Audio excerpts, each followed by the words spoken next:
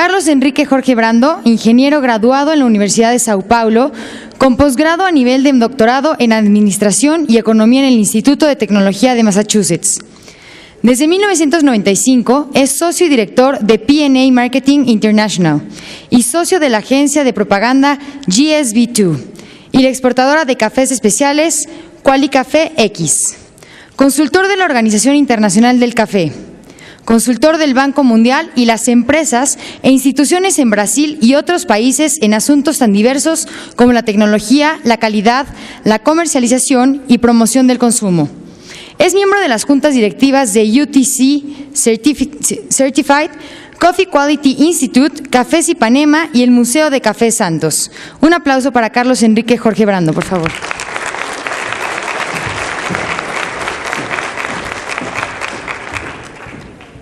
Muchas gracias. Muy buenos días, amigos y amigas mexicanos. Buenos días. O buenas tardes, mejor. Yo quiero empezar agradeciendo a los organizadores de la cumbre, especialmente a Luz María Osuna y al doctor Félix Martínez por la invitación para hablar a ustedes sobre nuevas tendencias del consumo de café, el mundo y México. Yo los veo casi todos sentados en el centro. La acción va a estar mucho más en las pantallas. Si no las ven, si no las miran, siéntanse a la voluntad para cambiar. Bueno, la evolución del consumo mundial entre 2000 y 2012 muestra que en los mercados tradicionales, ¿qué son mercados tradicionales? Estados Unidos, Unión Europea, Japón, el crecimiento del consumo fue pequeño, con un promedio anual de casi 1%, un poco menos de 1%, pero sobre una base grande. Ya en los países productores y mercados emergentes, que son mercados emergentes, Asia, Rusia, Europa Oriental, en estos mercados nuevos el crecimiento fue mucho más grande, más de 4%, sobre una base no tan grande. Miren ustedes que esta tabla es bien diferente cuando se considera solamente los últimos 3 años. ¿Qué sucedió en los últimos 3 años? Tuvimos una crisis mundial y el consumo promedio anual bajó bastante en los mercados tradicionales, Estados Unidos, Europa, Japón, de 1,5%. Y bajó también en los países productores, que sufrieron un poco, bajó a 3%. Pero en los mercados emergentes no se sintió la crisis y el ritmo de crecimiento del consumo aumentó y pasó para 6,6%. Miren ustedes en la pantalla que ya hoy día unos 50% del consumo está en países productores y emergentes. Si se suman los dos, estamos hablando de 71 millones de sacos en un total de 142. Esto era muy diferente 10 años atrás. Entonces el consumo está se cambiando geográficamente. La pregunta que vamos a practicar aquí es, esto es hoy día, ¿para dónde vamos de aquí? Esta es la pregunta. ¿Cómo está el escenario del consumo de café? En los mercados tradicionales, Estados Unidos, Europa, Japón, el consumo está yendo para dentro de los hogares. ¿Por qué? Para bajar costos. Un café, una taza de café que cuesta $3-4 en la calle, en la tienda, cuesta solamente 30 centavos si hecho en el hogar. Entonces, es una tendencia. Pero, asimismo, las tiendas están ganando un poco de fuerza. Se cerraron muchas, se habla de abrir tiendas de nuevo, especialmente en Europa y Japón, no tanto en los Estados Unidos. La monodosis, el sobrecito con café, el pod, es una invasión hoy día de equipos y cápsulas. Esto es tanto un resultado porque el consumo va al hogar, es también una razón para el consumo e ir al hogar. Un otro factor son las marcas propias de los supermercados, que cuando se va a un Walmart hay café propio de ellos.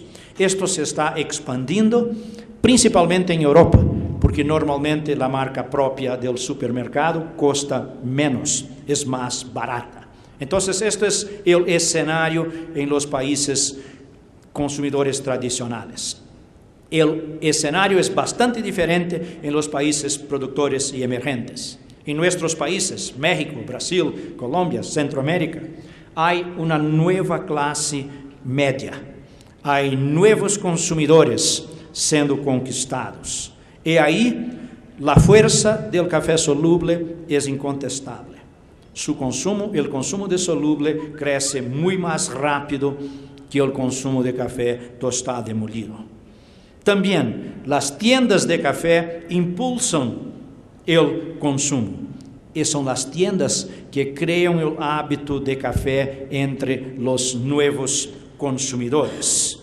Finalmente, también en los países productores y mercados emergentes se desarrolla la monodosis, la cápsula, el pod. Y en los países asiáticos, la dosis sencilla se llama 3 en 1. ¿Qué es el 3 en 1? Es un sobrecito con café, leche y azúcar. Es muy sencillo para quien toma té, cambiar a un 3 en 1, se abre el sobrecito, se tira en agua caliente y está listo. Esto es lo que más crece hoy día en China, crece muchísimo en Indonesia y así por delante. Miren entonces que una de las grandes tendencias de consumo hoy día es el soluble, con un consumo jalado por los países productores y mercados emergentes, con énfasis en Asia. ¿Por qué? Inicialmente, porque el soluble es muy práctico, muy conveniente para quien está acostumbrado con un té, y también muy práctico y muy conveniente en un mundo cada vez más ocupado. Las gentes no tienen tiempo. En verdad, el soluble es la puerta de entrada al consumo de café en países que toman té. Además, el soluble tiene un atractivo muy especial, que es el bolsillo. El soluble tiene un precio más atractivo que el tostado y molido. Esto es un factor bastante importante en nuevos mercados. Más y más, el soluble tiene productos para todos los segmentos de renta. Hay solubles más baratos, solubles más caros. Empezando con el polvo, el spray dried, que es más barato, y el liofilizado, que se llama freeze dried, que es más caro y mejor. Un soluble en polvo es casi puro robusta. Un soluble liofilizado ya tiene un contenido más grande de arábica. El 3 en 1, como él decía, es un éxito absoluto entre los jóvenes asiáticos. Es oportuno entonces mencionar a ustedes aquí, inclusive los productores, que la principal materia prima del soluble es café robusta. Entonces esto empieza a nos decir un poquito de para dónde debe ir la producción. Otra grande tendencia, además del soluble, es la monodosis, el pod, el sobrecito. A esto yo llamo la nueva revolución en consumo de café después de las tiendas de café. Es el paso siguiente. Las cápsulas, los pods, renuevan los mercados tradicionales en Estados Unidos y Europa. Me gusta decir que la revolución anterior fueron las tiendas de café. Hoy la revolución son las cápsulas, los sobres.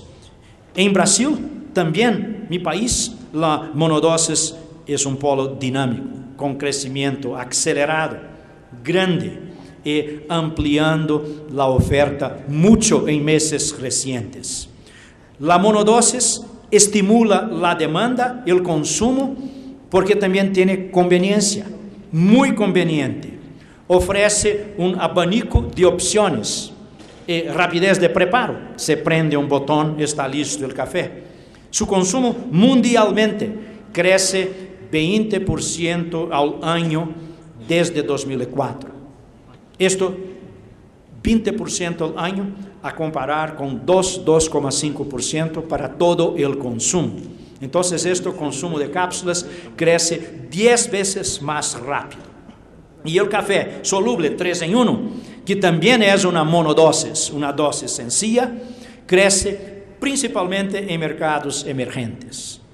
Entonces, quizás en 10, 15 años vamos a estar hablando mucho de blends mundiales, mezclas mundiales. ¿Qué es esto?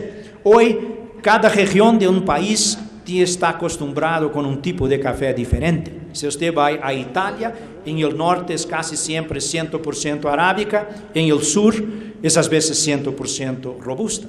En mi país, Brasil, se cambia. Aquí en México estoy cierto.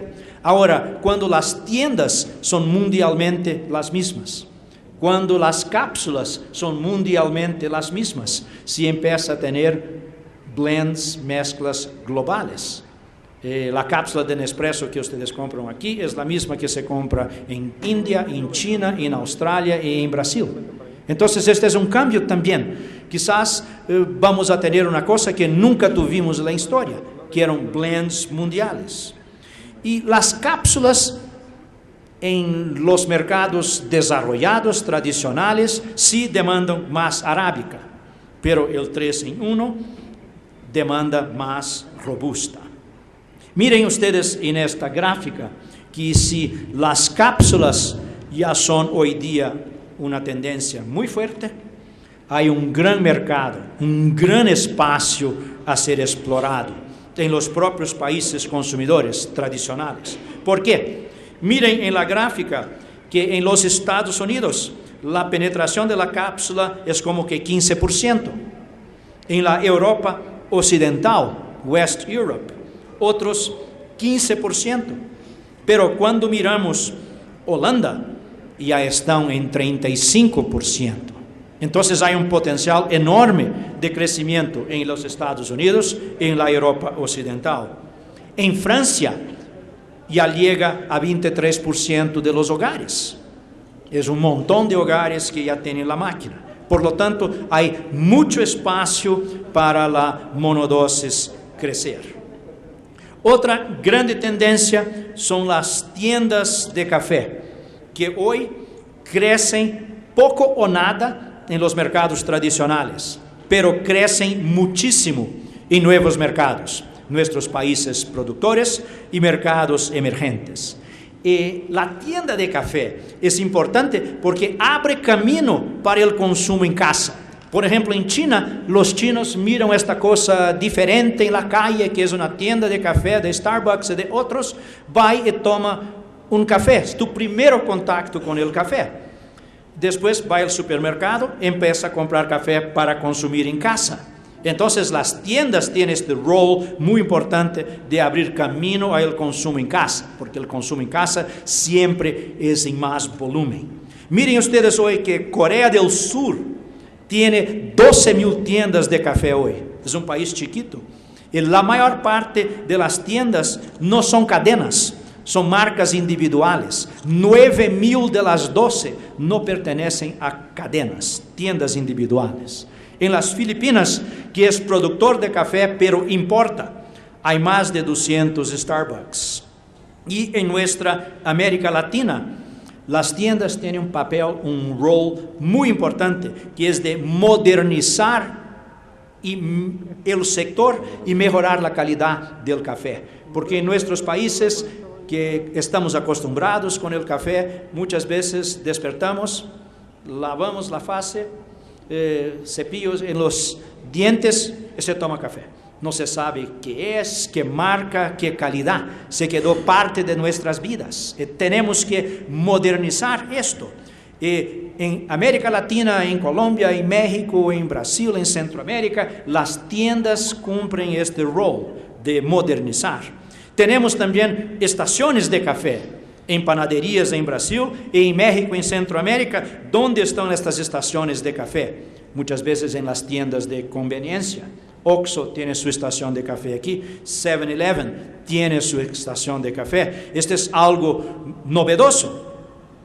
Y la última gran tendencia que voy a discutir son las grandes marcas propias de los grupos detallistas, de los supermercados regionales también. Normalmente estas marcas de las redes de supermercados, de las cadenas, emergen con más fuerza en periodo de crisis, porque tienen una marca conocida, pero costan menos. Entonces, esta es una respuesta a una búsqueda por opciones menos costosas por los consumidores afectados por la crisis mundial. Y el poder de las grandes cadenas detallistas significa el apelo de la marca por un precio más bajo. Yo tengo confianza. Estamos hablando de Tesco en Inglaterra, del Carrefour en Francia y en el mundo, aquí en México está, Aldi en Alemania, Casino en Francia, que son todos grandes players. En Europa, por ejemplo, las marcas propias del supermercado frecuentemente representan 25-30% de la oferta.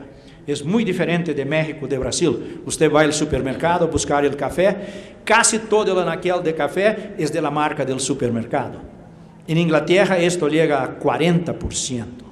Y estas marcas, normalmente porque son más baratas, involucran más robusta que las marcas más tradicionales. Entonces aquí también hay una tendencia más grande al consumo de robusta que de arábica.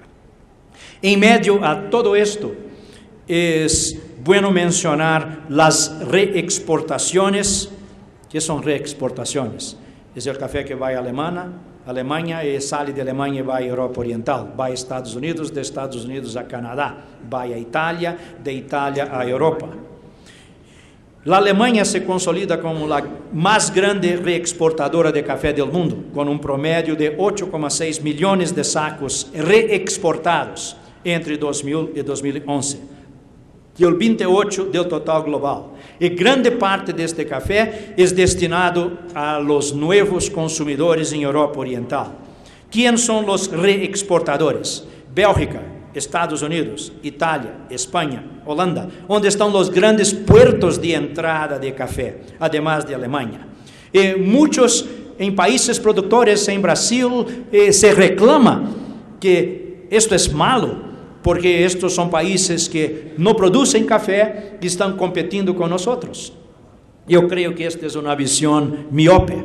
Miope se dice, que no se ve muy bien, porque estos países están más cerca